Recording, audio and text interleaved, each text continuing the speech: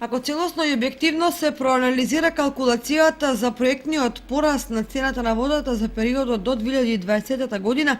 нема да се добие максималниот износ од 61 денар за метар кубен вода од просечната тарифа, како што некои тоа сензационалистички го најавуваат, туку многу поразлични износи. Суштината е во конечното формирање на цените спрема корисниците, кој го прави комуналното јавно претпријатие Водовод, а врз основа на определената цена од страна на Државната регулаторна комисија за енергетика, која претходно ќе ги разгледа, прифати или одбие калкулираните ставки. Тоа не значи дека во 2020 година граѓаните ќе плаќаат по 61 денар за кубик потрошена вода, туку во рамките на таа просечна цена, доколку ја потврди регулаторната комисија, Водовод ќе определи на пример дека фирмите по 3 години ќе плаќаат 82,44 денари, а граѓаните по 48,32 денари за кубик потрошена вода. Спротивно од цената на водата, ќе се намалува цената на собирање и одведување на урбаните отпадни води, кој од сегашните 19 денари во 2018 година ќе падне на 13,3 денари, за во 2020 година да изнесува 15,59 денари. Од 2019 година во сметките на комуналното јавно претпријатие Водовод ќе биде внесена и ставката за прочистување на отпадните води со просечна утврдена цена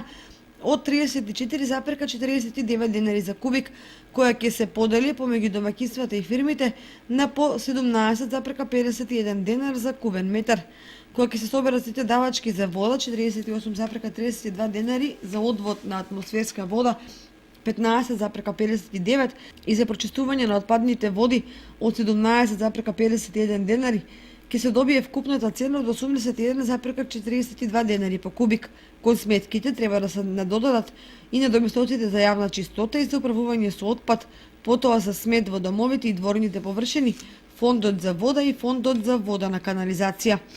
Овие цени се во рамките на регулативата според која зафаќањата кај домаќинствата по овој основ не смеат да надминат 3% од просечните приходи кај домаќинствата, кои сега изнесуваат 1,64%, а во 2020 ќе се зголемат на 2,37%. Од друга страна, производната цена на водата од водоснабдителниот систем на општина Кочани е меѓу најскапите во државата. Овој факт им е познат на стручњаците и на граѓаните, уште од изградбата на бунарите кај Грдовци